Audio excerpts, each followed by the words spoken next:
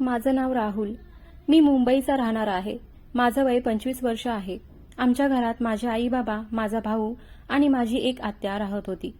माझ्या आत्याने अजूनपर्यंत लग्न केलं नव्हतं. माझी आत्या दिसायला खूपच सुंदर होती.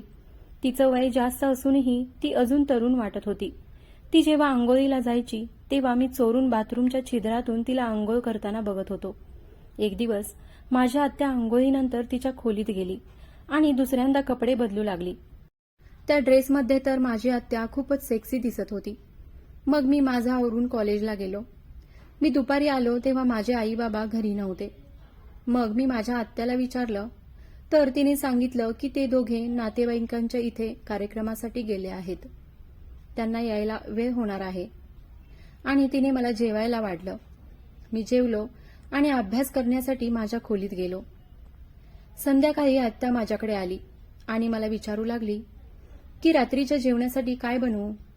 मग मी तिला म्हणालो, आत्या असं काहीतरी बनव की खाऊन मजा येईल. मग ती माझ्याकडे बघून हसली आणि माझ्या डोक्यात हात घालून माझे केस विस्कटून गेली. मला तिची ही सवय सुद्धा खूप आवडत होती. मग मी माझा अभ्यास झाल्यावर माझ्या मित्रांकडे गेलो. मी संध्याकाळी 7च्या सुमारास घरी आलो तेव्हा माझ्या आत्याने तोपर्यंत जेवण बनवून ठेवलं होतं. मग आत्या म्हणाली, मी तुला जेवायला वाढते. मी तिला म्हणालो, आपण दोघे मिळून जेवण करूयात. तेव्हा माझी आत्या मला म्हणाली, मी तर आंघोळ करून जेवणार आहे. मग मी म्हणालो, ठीक आहे, तू आंघोळ करून ये, मग आपण दोघे मिळून जेवूयात. माझी आत्या आंघोळीला गेली. मग मी नेहमीप्रमाणे बाथरूमच्या छिद्रातून बघू लागलो. थोड्या वेळाने आत्या आंघोळ करून बाहेर आली आणि ड्रेस घालण्यासाठी खोलीत निघून गेली. मी आत्या खोलीतून बाहेर येण्याची आतुरतेने वाट बघत होतो, कारण माझ्या आत्या आंघोळ केल्यानंतर ड्रेस घालून बाहेर यायची तेव्हा खूपच फ्रेश आणि आकर्षक दिसत होती. ती बाहेर आल्यानंतर मी तर तिच्याकडे भान हरवून बघत होतो. मग माझी आत्या माझ्या जवळ आली आणि विचारू लागली, जेवण वाढून घेऊ का. तेव्हा मी तिला म्हणालो की आत्या, तुला राग येणार नसेल तर मी थोडा एन्जॉय केला तर चालेल ना. तेव्हा आत्या माझ्याकडे एकटक बघू लागली आणि विचारू लागली, कसला एन्जॉय. मग मी तिला हातानेच दारू पिण्याचा इशारा केला. मग ती मला विचारू लागली, तू दारू पितोस. तेव्हा मी तिला म्हणालो, कधी कधी जेव्हा मला संधी मिळते तेव्हा मी त्या संधीचा फायदा घेतो आणि एन्जॉय करतो.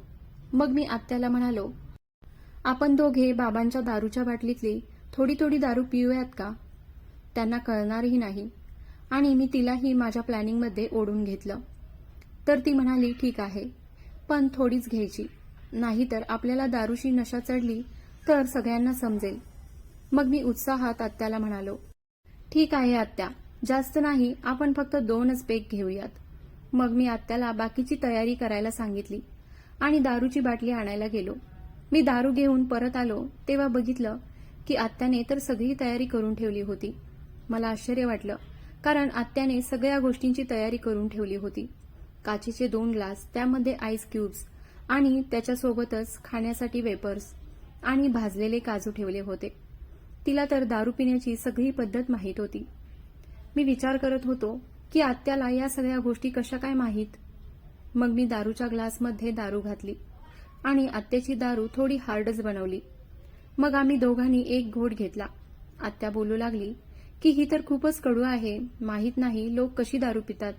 मी तिला म्हणालो, यापेक्षा मस्ती चढते जेव्हा दारू चढते, तुला ही खूप मजा येईल. आणि मी आत्याला थोडी जास्तच दारू पाजली. मग आम्ही इकडच्या तिकडच्या गप्पा गोष्टी करू लागलो.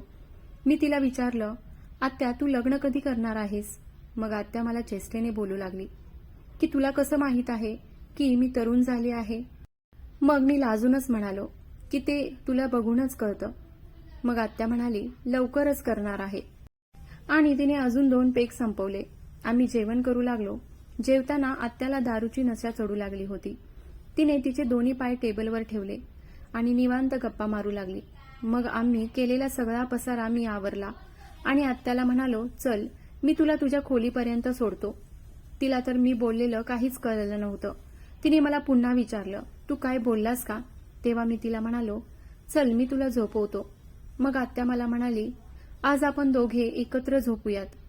जर रात्री मला काय झालं तर मी काय करू. मी तिला काहीच बोललो नाही. माझ्या मनात आता तिच्याबद्दल भावना निर्माण होऊ लागल्या होत्या. मग ती मला धरून धरून तिच्या रूमपर्यंत आली आणि बेडवर हात पाय पसरून झोपली. मग मी ही लाईट बंद करून तिच्या बाजूला झोपलो. रात्री 2 वाजता मला जाग आली. मला खूप थंडी वाजत होती. मग मी आत्याच्या ब्लँकेटमध्ये शिरलो. मला आता कसं तरी होत होतं, म्हणून मी उठलो आणि लाईट लावली. बघतो तर काय, माझी आत्या जागीच होती. तिला जागं असलेलं बघून मला खूप भीती वाटली. पण ती म्हणाली, घाबरू नकोस, मला माहीत आहे तुझ्या मनात काय चाललं आहे ते. आणि ती मला जवळ बोलवू लागली. तेवढ्यात दरवाजाची बेल वाजली. बघितलं तर माझे आई बाबा आले होते. मग मी दरवाजा उघडला आणि सरळ माझ्या खोलीत जाऊन झोपलो. दुसऱ्या दिवशी सकाळी आत्या माझ्यासोबत अशी वागत होती की तिला काल रात्रीचं काहीच आठवत नाही. मग मी तिला त्या रात्रीबद्दल काहीच बोललो नाही. त्या दिवसापासून आजपर्यंत मला अशी संधी कधीच मिळाली नाही. तोपर्यंत आत्याचं लग्न झालं आणि ती आमच्या घरातून कायमची निघून गेली.